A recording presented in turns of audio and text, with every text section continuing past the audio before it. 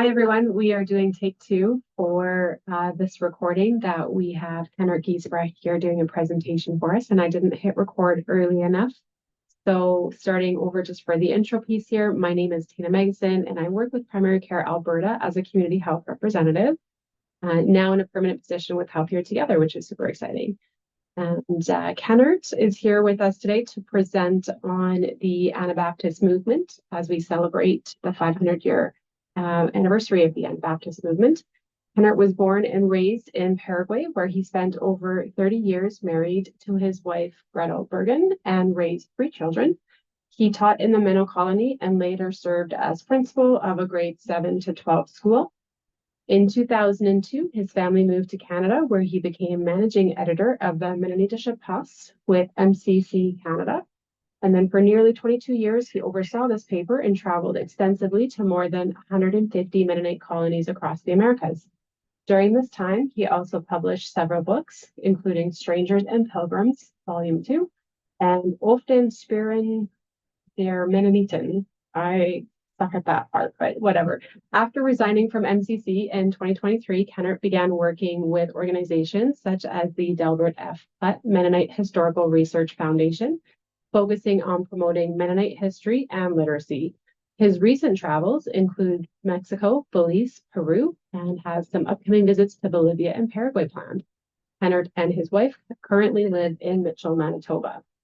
So Kennert was asked to come to Alberta here to speak at 2 of our local events for our Low German Mennonite community to celebrate the 500-year anniversary of the Anabaptist movement. And this is, of course, Mennonite Heritage Week this week. And then we convinced him to come share some of his presentation with us as service providers so that we can glean from his wisdom. So this will all be in High German, as I said earlier, so hopefully everyone has a translation function on their Zoom, or not, because we've asked them to do it in English. So today's presentation will indeed be in English. So thank you, Kennert, for taking time out of your busy schedule to share your knowledge with us. And you have the floor. Okay, yeah, good afternoon by now. That was probably the best intro I've received in a long time. So thanks for that. Nicely extensive, and everything I think was included that you need to know about me right now. Yeah, my talk will be about 500 years of the Anabaptist movement and how this overlaps or relates to our own Mennonite history also, which is probably not quite 500 years old yet, but very close to. So it all started quite simultaneously with the Reformation in Europe, and then the Anabaptist movement starting in 1525, and then Mennonite specifically a decade later after the initial start of the Anabaptist movement. So yeah, you see this picture on the screen here, the slide of the scale. On one side you have the Bible, on the other side you have rules, laws, regulations imposed or made by governments, by countries, by churches in the 15th and 16th century. So the movement of the Reformation initially primarily started by Martin Luther, maybe unintentionally, Martin and also Ulrich Zwingli. The idea was to fight or to abolish some of the strict rules that the Catholic Church was imposing on its members and pretty much in all the people and the whole population in those countries that were governed by the Catholic Church and by the governments. So we will talk about that, and then how and where the Anabaptist movement fits into this broader picture. So we'll be hearing and talking about some people who were very influential in these movements, the Anabaptist movement, also the Mennonite movement, and also how this changed a lot of things in countries back then. The map we're looking at now, shows you a bit of the different religions that were prevalent back then in the 15th and 16th century, and probably a lot earlier than that, but we're focusing on this time here now. Spain, France, Germany, Italy, many other countries were dominated by the Catholic Church. England back then was mostly Lutheran or Anglican, sorry. We had northern Germany in some parts governed by the Lutherans, and other strong religions we pretty much don't have existing in Europe, but Northern Africa, all of Africa, the Arab countries would have been dominated by the Islam religion. So these were kind of the religions in those times. And there was a lot of discontent with the way churches were doing things. We have to know that state and church were pretty much one and the same thing back then. There was no separation, no division. Churches were very influential and often making major decisions affecting the countries that they existed in. We also have to know that it was a really, really hard time in many other ways. Health systems were nothing compared to what we have them nowadays. There were, for example, the Black Death, which was a disease that just spread in all of Europe, starting in early 1400s and staying in Europe for decades and decades. Some countries lost a large chunk of their population. Some cities specifically lost half of their population due to the Black Death. There were wars raging in several countries. One example is the 100-Year War between France and England, just very, very devastating to the people in general, like causing death, causing hardship. So yeah, these were things that were existing and they were prevalent in these countries, and in all of that, suddenly came Martin Luther, came Ulrich Zwingli, and other reformers who just simply felt that they needed to do something about this, and also more specifically the way the church was handling things, being so greedy often. The Catholic Church was incredibly wealthy, like owning a lot of land and putting a lot of money into buildings instead of helping the poor in those countries. So yeah, I'll leave it at that for now, and we'll move on to the next slide. The church pretty much governed the countries as well. So state and church were so connected that you couldn't really separate them. The churches would make major decisions affecting the country. The church would own a lot of land, a lot of the property was owned by the church. The church and the state would collect fees from the population, from the people, like taxes and other fees that were collected by them. And this added to the hardship of a lot of people who were pressured, who felt this heavy weight of always having to pay and pay and pay to church and also to the state, the government itself. And into the picture came these two men, Martin Luther and Ulrich Zwingli. Both played a very important role in the not the Anabaptist movement, the Reformation, because they both were not in favor of being rebaptized. Like they were both actually in favor of child baptism, as the Catholic Church had been practicing for hundreds and hundreds and hundreds of years. But what they did do did kind of lead up to the fact that later other groups did split off the Catholic Church. Martin Luther, for example, he translated the Bible into German, and into a German language that people could finally read. Up to then, it had been mostly in Latin, so the priests would say their speeches, talk their things in church, but a lot of people wouldn't really understand what they were saying or wouldn't really comprehend and catch on what they were meaning. So Martin Luther translated the Bible, first the New Testament, that was in 1525, into German. And 10 years later, he had the complete Bible in High German. So finally, people could read the Word of God. Zwingli was kind of in the same line, very supportive of Martin Luther, and also like just criticizing the Catholic Church for a lot of things, the way they were doing. Like if you had done something bad over the weekend, on Monday, Tuesday, you would go to the local priest in your church and confess what you had done, and he would make you pay for your sins. So instead of saying, I'm sorry, I did it, and just apologize and move on, you had to actually pay money to make up for what you had done wrong. So both Luther and Zwingli were very critical of those things. This slide shows you one of the Bibles written back then and printed back then. I should maybe mention that coinciding with this movement, the Reformation, was also the fact that a German entrepreneur, his name was Gutenberg, he made the first printer shop, or printery, I guess you would say it, yeah.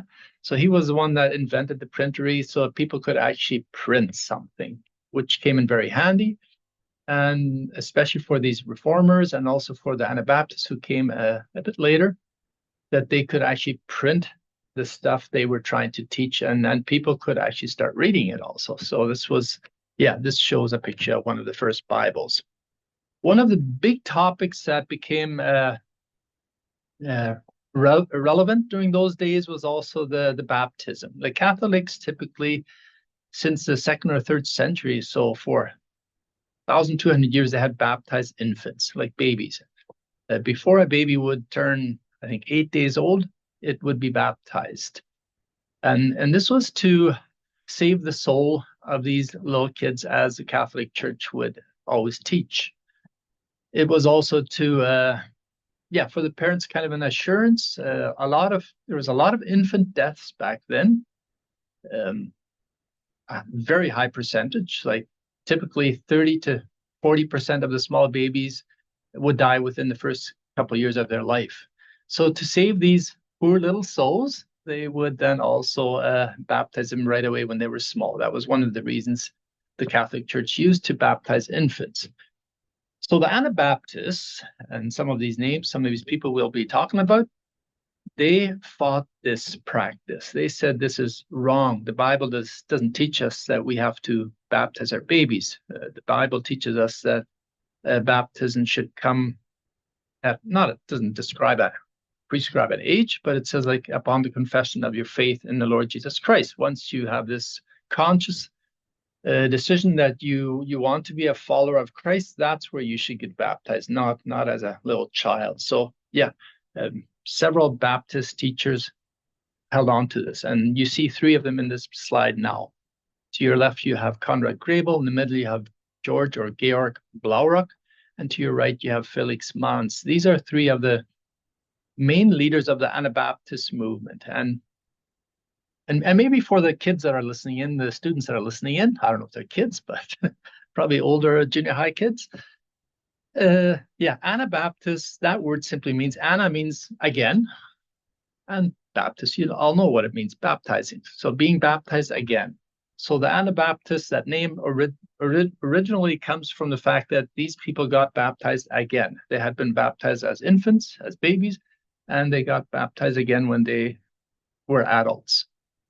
So these 3 men that you see in the picture are leaders of the Anabaptist movement. And we're talking about the time of 1525, so 500 years ago. That's why we're celebrating the 500 years of Anabaptism exactly this year. And the first person that got rebaptized, or got baptized again, was Georg Blaurock. It was on January 21 in 1525 when they had a meeting. These 3 men and about 15 other men were present, and they were meeting in the house of Conrad Grebel's mother.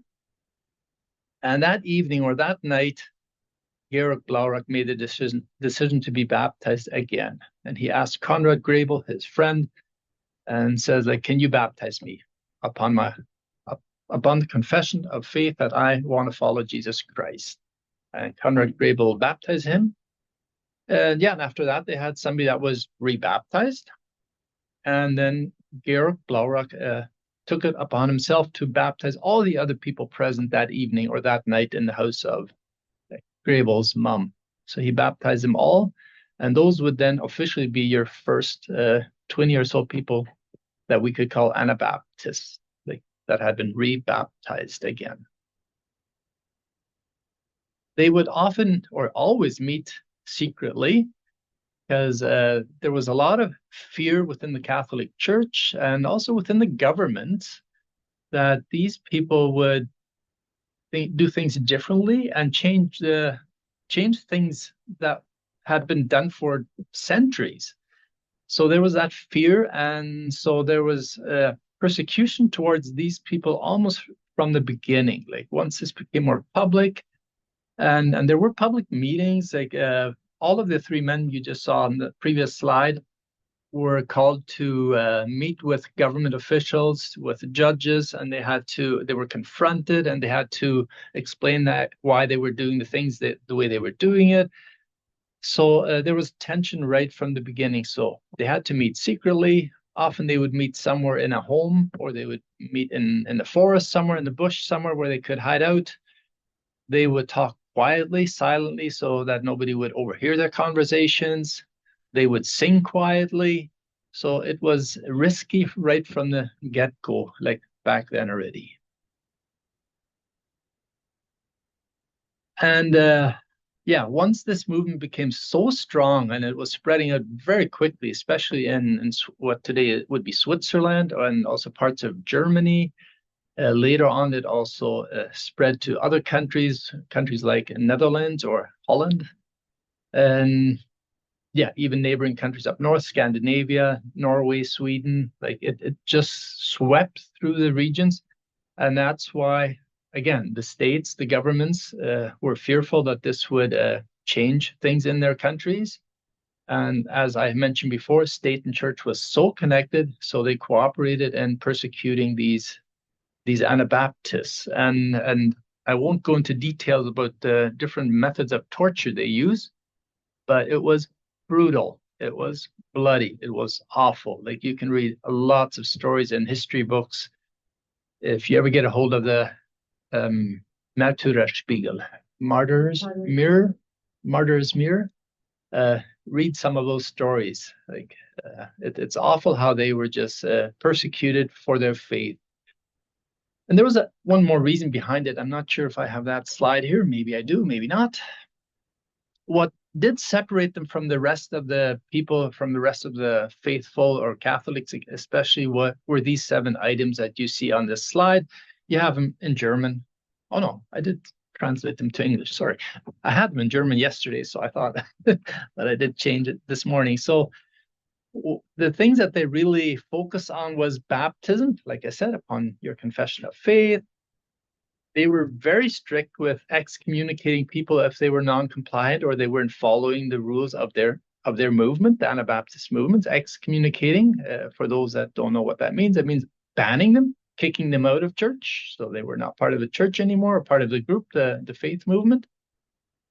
Communion was only taken by those that were faithful members of the church, like sharing their bread and the wine during communion. They were very strict on being living separately from the world, not being part of the world. So life to them, life as a Christian was meant to be holy, meant to be faithful, meant to be at least trying to live without sin, even though that's very hard, as we all realize, yeah? The church must always have a leader. They were very strict on that as well. And this was incredibly important to them, because you just have to imagine that some of the leaders were jailed, and a lot of the leaders were also killed. So that whenever one of the church leaders was killed, they would replace him immediately by a new leader. So they were also, like I said, very strict on that. Pacifism was a crucial element to their way of living as a Christian. That meant not doing any military service, non-violence. Like if somebody hits you, then as the Bible teaches them, you show them the other cheek and let them hit you again, but you do not hit back. So non-violence was also another element of their faith. And a follower of Christ should not take an oath. If you promise to do something, you just say, yes, I'll do it. But that's it. You don't take an oath, as was required by government and also by some of the churches back then. Okay, we want to jump to Menno Simons. He was one of the Anabaptists. He had read a lot about what Conrad Grebel, Georg Blaurock, and Felix Manz had done. And all 3 of those had passed on already. They had died. Felix Manz was executed brutally. He was drowned. His wife as well. And a lot of other Anabaptists before Menno Simons were killed during these times of persecution. And Menno Simons himself was a priest, a Catholic priest. He had been a priest for 20 years already, or 15 years at least. And he lived a life full of sin, though, like just not your typical minister or priest or preacher as we would imagine them. Yeah. So, yeah, he was very much into drinking alcohol with his buddies on weekdays and even on weekends during the evening hours. He loved to gamble. So whenever he had a chance, he'd go and gamble somewhere with his friends. I don't know how gambling worked back then. Probably not big, massive casinos like Las Vegas today, but some kind of gambling, that playing with money for money, card games maybe. So he loved doing that. But on Sundays or on weekends, he would then also do his sermons. Like he would, as the priest would typically do, he would baptize children. He would probably wed people if that was a thing back then. I'm not even sure. And he would do other services, lead other Catholic services. But he had read a lot about the Anabaptists. He had read stories and writings and articles written by these Anabaptist founders that we just heard about, Felix Manz and others. And he realized that the Catholic Church was just way off of what the Bible was teaching. And more he started reading the Bible because he could read it now, thanks to this translation that Martin Luther had made public. And what really hit Menno Simons hard was that when his brother, there was one group of the Anabaptists that felt that they had to defend themselves and that they should also fight back, like physically fight back. So they became violent. And this one group, his brother Peter was part of that group. They attacked government military and became very aggressive. Yet they were known as Anabaptists. So this kind of tainted all of the other Anabaptists that were peaceful in a bad way, and probably led to a lot harder persecution towards them. So when Menno Simons' brother Peter and I think roughly 150 other of these violent Anabaptists were killed in a battle with government military, this really hit Menno Simons very hard, and that was 1535. And that's where he made the decision to leave the Catholic Church, to lay down his position as a priest, and to become one of the Anabaptist combatants. For Menno, the Anabaptist movement was, for Menno, the Anabaptist movement was all about pacifism, like nonviolence. Like this shows the place where Peter and his colleagues were killed in this Blomkamp monastery. Like this is where they had initially attacked the government military, but then they had to withdraw and they hid in this church until they were all killed. Like the church was eventually partially burnt down and they were all like brutally killed. Menno Simons then started working, and one of his strengths was writing. Like he loved to write, so he wrote all kinds of new knowledge that he had acquired through reading the Bible and shared that with his people, with his congregation. He would also preach, but he was always on the run. Like he was always fleeing persecution because there was, I say Kopfgeld, like there was that bounty on his head. Like if people would tell the military, tell the police force back then where he was, they would get money for telling on him or sharing that information. And also, it was during this time, 1535, where the first Mennonites left the Netherlands, northern Germany, and moved on to Prussia, which would be kind of the region where Poland today lies. Like Prussia as a country doesn't exist anymore. It's where Poland today is. So about 60 families moved to this region, as you see on this map, on the picture here, on the slide. And and they were welcomed by the government, the local government. The Danzig governor welcomed them with open arms because they needed farmers badly. And they settled down in a region that was low-lying, was swampy. And in the view of the locals, it was land that was pretty much useless.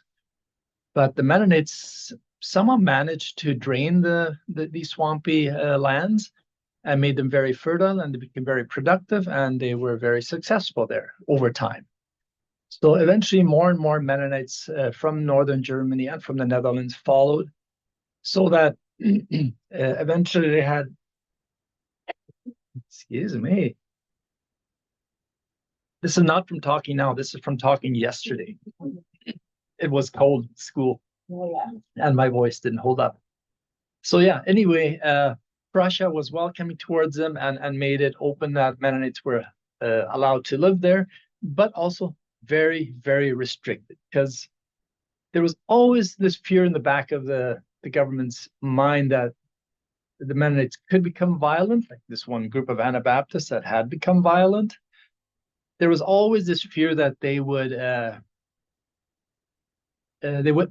infect other people, locals, with their religion, and they didn't want that. So Prussia allowed the Mennonites to come, but there was clear rules, clear, strict rules, what they were allowed to do or not to. And you see some of those points on this slide here. Like, for example, they were not allowed to marry outside of their religion. They could marry in their community, but they were not allowed to look at girls or men with outside of their community. They had to pay special taxes. So just a number of things that were restricted to them and that were imposed onto them.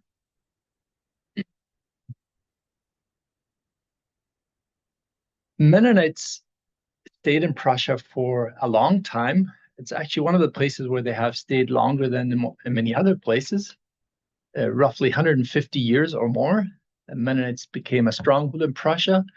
But then also because of all these rules and restrictions, there were government changes. Some governments were very friendly towards the Mennonites. Other governments were very harsh, very strict towards Mennonites. So it came to a point where also the young Mennonite men had to do military service. And that's where Mennonites in Prussia said, okay, this is it. It's time to move on. We can't tolerate this. We cannot live under these circumstances. So they looked around for other places to move. This slide shows you some of the migrations between 1530s and the 1800s. Like some groups, as you see, move from Münster or northern Germany, Netherlands to Prussia, and from there on to Ukraine, or what today is Ukraine. Back then it was Russia. People from Switzerland came to those regions and joined Mennonites. It was a very, very mixed group, which initially, they talked different languages even, but with time, over time, they did start talking their own language, which became the official Plautdeutsch or Low German that you still see in a lot of Low German Mennonite colonies or communities in all of America today. So that became kind of their own language. You can go back to northern Germany and find people who talk a similar Plautdeutsch, but it's not exactly the same. You can go to places in southern Germany or to Switzerland or to Austria where they talk a dialect that's very similar to our Plautdeutsch, but yet it's different. So Mennonites actually literally have their own kind of Low German that nobody else speaks exactly that way in the world today. Won't get into more details language because that's not what I was supposed to talk about. So by invitation of Katharina II, also known as Katharina the Great, she ruled Russia between 1762 and 1796. She had German heritage, so she spoke German. She invited not only Mennonites, she invited Europeans, farmers in general, to come over to her country and start farming. And the Mennonites heard of this invitation, and they sent delegates out there to meet with her and talk about this. And these delegates were very impressed with what she had to offer. And her invitation was incredibly generous. She offered to give the Mennonites land, like they didn't have to buy it. She'd give them the land that they could farm. And she made all kinds of other promises, like no military service, all these privileges that Mennonites typically have demanded when they move to new countries. Yeah, like no military service, their own schools, their own language in their churches and so on, freedom of religion, of course. And all of this was promised by Katharina the Great, and Mennonites just moved there in flocks. Like as of 1789, when the first groups moved, they continued coming over the next decades to Russia, which, like I said, today would be Ukraine. This picture, the famous oak tree, this was a tree where Mennonites would gather, unite, and meet in the first months after their arrival in Gortytsa, or in Ukraine. This tree actually stood there till, well, it's probably still standing there, parts of it, but it's dead, entirely dead. I read up on this just recently, 2 or 3 months ago, and it said that the last branch of this oak tree died this year. So officially, it's now a dead tree. But seedlings of this tree have been planted here in Manitoba for sure. I know in Kansas, in the US, some other places where Mennonites currently live. Personally, I have a seedling of this tree on my yard, so I'm very proud of that. And yeah, it's just, I always say, if you study Mennonite history and somebody tells you about a famous oak tree, this is the one they're talking about. There is probably no other tree more famous than this one in the 500 years of Mennonite history. So just for those that want to learn a bit more about Mennonite history. The first colony in Russia was called Gortyts, or Gortytsa, as you see on this paper, and it was founded on a large island on this river. So you see the island in the middle of the picture. That was the first Mennonite colony in Russia, started in 1789, 1789. Something else really important happened that year. Does anybody remember? The students might know it. The Industrial Revolution officially, I think, starts in that year. So yeah, that's the year Mennonites initially moved, or the first Mennonites moved to Russia. And that was just the beginning of a diaspora that held on for decades. Like more and more Mennonites came from Prussia, and eventually more and more colonies were also founded in Russia. The peak of a season, I guess you could say, there was 70 Mennonite colonies in Russia, and roughly 100,000 Low German speaking Mennonites lived in Russia. Today, there's a few small pockets of them still living in the far, far east in Siberia and a few other locations, but very, very few. I will not go into details there. These are some of the village names. For those people that have lived in a Mennonite colony, they might know that typically Mennonites will settle in villages. Village will typically consist of probably 15, 20 families. There's a straight street down the middle of the village, and then you have the homesteads, the farms on each side of the village road. So, and names have become very repetitive. Like names you see on this map here: Rosenbach, Neuenburg, Neuendorf, Schönhorst, Osterwijk. You will see a lot of these names in pretty much every Mennonite colony you have in Mexico, or Bolivia, Paraguay, or any other place. Ernest Brown, who's a Mennonite historian from Manitoba, he told me years ago that some of these names, as far as he could count them, repeat themselves like up to 70, 80 times. Like there's probably 70 or 80 Mennonite villages in all of America that are called Blumenort or something like that. Yeah, other names, Friedensfeld. So they just repeat themselves over and over again. Yeah, like I said, Mennonites in Russia became very progressive, very successful. Economically, they were looked upon as a group of people that were just, they knew how to do it. Like they were incredibly successful over the years. But then again, persecution started there too. Political changes in the government, in the Russian government, led to the fact that a lot of people frowned upon what the Mennonites were doing. They looked at them with envy. And yeah, then Mennonite men were often sent to camps. They had to flee violence. Many people suffered a violent death. And it became evident that the Mennonites again had to look for a new place to maybe move to go. This map just shows you all the locations of where Mennonites lived at the peak of the Russian Empire. Like you see a lot of red spots there, yeah? Like those would be Mennonite colonies. or Mennonite towns or Mennonite communities where there was a large Low German Mennonite population. So all over the place, even as far as you see down south in Uzbekistan, Turkmenistan, Kyrgyzstan, like all those places that you probably never even heard of. That's where the Mennonites spread out to. Mennonites were very successful in Russia, as I mentioned before. Mennonite farmers built new and innovative farm equipment, which was used all over Europe, actually. They owned very large factories. They knew how to drain swamps or made other regions that were hostile, made them to arable land. They started building more and more schools for girls and boys, which was not a common thing back then. Nowadays it is, but not back then, especially not in Russia. By the late 1800s, Mennonites owned several million acres of land in Russia and accounted for about 6% of the nation's industrial output at the peak of their empire, the Mennonite Empire, if you want to call it that way. So that's a lot. Like we're talking about 100,000 Mennonites in a country with millions and millions of people. Like they had about 6% of the nation's industrial output. That means they produced a lot. They were very industrial.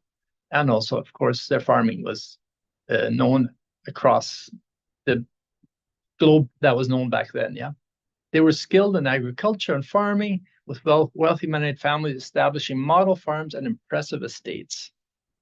And yes, Mennonites were also known to have the best breweries, making beer, liquor, moonshine, and other strong alcoholic beverages.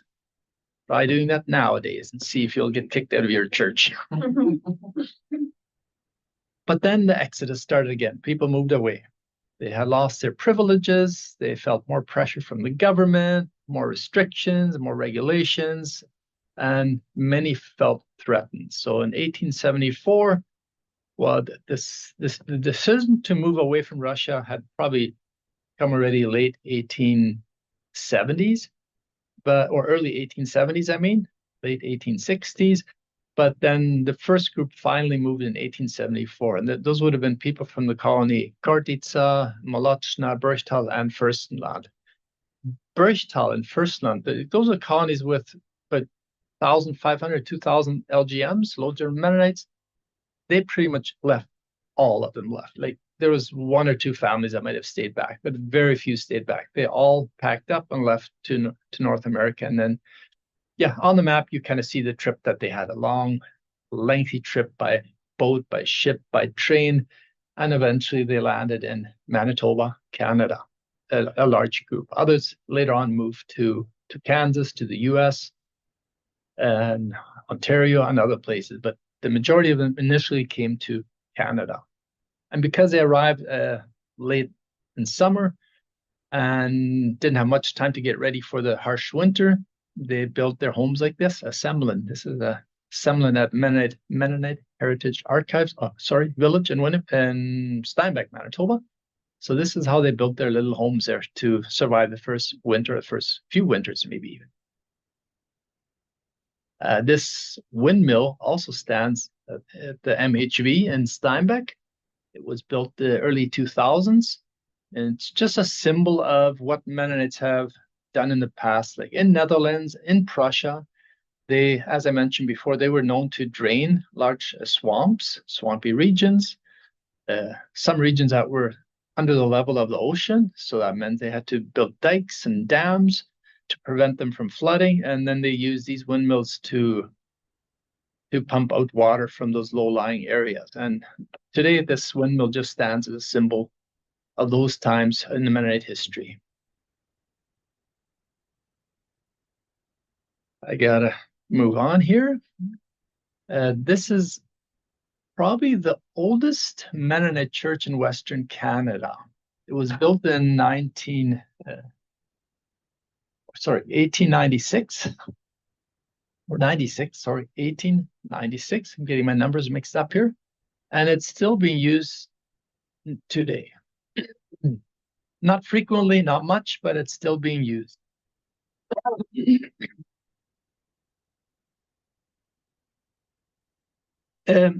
This church building has incredible importance to the Mennonite story that dates to Canada as of 1874 and on. This is a church where they had farewell services for those people that left to Paraguay in 1926. It's a church where a lot of the ministers were ordained, the Ältester, the bishops were ordained. Like my great-grandpa, Martin C. Friesen, was an Ältester, a minister for the group that left to Paraguay 1926, 1927. Like he would have been ordained in this church. And this is also where they had a service for those, like I said, that left for Paraguay. So incredible importance to the Mennonite story, the Mennonite history. You can go look at this church if you ever come to Manitoba. And if you have nobody that wants to give you a tour and show it to you, just call me. I'll take you there. The Mennonite diaspora has really exploded over the last, let's say, 100 years. Like 1922, we had Mennonites moving from Manitoba to Mexico. 1924, we had another group of Mennonites, primarily from Saskatchewan, moving to Mexico. 1926, 1927, we had a large group of Mennonites moving to Paraguay. Actually, if you want to know a fact, there was about 8,000, a bit over 8,000 Low German speaking Mennonites that left Canada in the 1920s. And it, as far as I know, it's the largest emigration that ever happened from Canada to other countries. So never has there been such a large group of people, coordinated group of people leaving Canada than the 1920s when the Mennonites left Canada. And yeah, like I said, the Mennonite diaspora is prevalent, exists still, and is still ongoing. There's no end in sight. And I thought I'd show you one example. Like 1924 would have been when the Nuevo Ideal, the Durango colony in Mexico, was founded by Mennonites coming mostly from Saskatchewan. And in this tree, this colony tree, as I call it, you see all the other colonies, daughter colonies that were founded by Mennonites from Nuevo Ideal Durango. Like you see La Honda, you see Nuevo Durango, you see colonies in Bolivia, you see colonies in other parts of Mexico, you see colonies in Paraguay that were started by people that left Durango, Mexico. And as we all know, a lot of them have also returned to Canada, primarily to Ontario and also southern Alberta. And this is an ongoing movement. I always enjoy looking down from the plane when I fly over these countries where I know there's colonies to check for places like where is a Mennonite colony, and they're quite easily identifiable. Like if you see the straight villages with the homesteads, the farms on both sides, you already know that's a Mennonite colony because it's just the way they have laid out their colonies that you kind of know it's a Mennonite colony when you fly over them. Today, there's about 130 Mennonite colonies in Bolivia, Low German-speaking colonies in Bolivia. They are mostly in the eastern regions of Bolivia, in the Santa Cruz province, but they're spreading out more and more towards the north and the east. So there's lots of Low German-speaking colonies in Bolivia. You have them in several different regions in northern Mexico, Chihuahua, Nuevo Casas Grandes, Ojinaga, and then more towards the south in Campeche. Like all over the place, there's Mennonite colonies. Campeche became a center for Low German-speaking Mennonites that were moving away from northern Mexico. And the main reason for that migration was because things were becoming too progressive, too modern in northern Mexico. Some of the churches were starting to allow rubber tires on vehicles, on tractors, and so on. So then certain groups packed up and said, okay, we got to move on because we do not agree with that change. So they left to Campeche, Mexico. Some moved to Bolivia. Some moved to Argentina because they wanted to maintain their way of life and stay and stick to those traditions. Just another slideshow of a couple of villages. See, time is flying. I want to move on. We have Mennonites in Colombia now. There's 4 Mennonite colonies. Most of these would be quite progressive colonies, meaning that they already allow hydro in their homes. They have vehicles with rubber tires, motorized vehicles. Most cases they use phones, even smartphones, computers. So people that a lot of these were quite wealthy people that wanted to invest, and they wanted to move away from semi-desertic, how do you say that? Semi-desertic regions in northern Mexico. Like they were sick and tired of those dry regions and wanted to move to a place where there was more rainfall. So that's where they moved to Colombia. There's Mennonites in the Peruvian Amazon now, almost 3,000 of them already. 6 colonies in a very remote region. Like if you want to get to the colony of Providencia, you see a slide of a Providencia colony. You need to fly to Pucallpa, which is a city of 500,000. And from there, it's by boat. It's about, depending on the season, it can be a 12-hour boat ride or a 25-hour boat ride. I've been lucky to do the 12-hour one. I've also been unlucky to do the 22-hour boat ride. So that's on a speedboat. So it's about 400 kilometers. And the only way to get to this colony is by boat.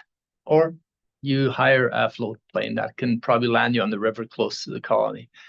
Yeah, as everywhere else, they're mixed farmers. They grow some rice, they grow some corn, they have chickens, they have cows, and they just try to be self-sustainable and make a living in that very remote area. But there's fewer and fewer colonies that can still find places this remote in the world. Simplicity, living a life in simplicity and being humble is a main value that a lot of the colony people in these colonies still adhere to. So this is a house of a couple that had lived in this house for 2 years in a region that is very hot and very dry in Bolivia. Playgrounds, kids have playgrounds all around the house, so you don't need a sandbox, you don't need a fancy park. You can just go and run around and play outside.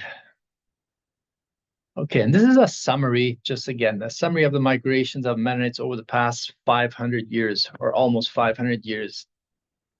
Just a map that you can look at, showing you, like, it all started in Netherlands, northern Germany, Switzerland, then it moved on to Prussia, and then to Russia, and then to Canada, and then to Mexico, the US, Paraguay, and more different countries nowadays. And as of late, since about a year and a half ago, there's the first Low German speaking Mennonite colonies in Angola, Africa also. So that's quite a new movement. There's 2 colonies there actually. One, a group of Old Colony Mennonites that moved there from Bolivia, and a group of Sommerfelder Mennonites that moved there from Campeche, Mexico. So where this will all lead, when this will ever end, I don't know. And you don't know. We all don't know. But Mennonites continue to explore and expand to more and more new places. I'll leave it at that. Amazing. Thank you so much, Kennert. We'll open the floor now to questions. I can't see everybody here. I'll just maybe ask you to unmute yourselves or put your question in the chat. Yes, thank you so much, Kennert. That was amazing.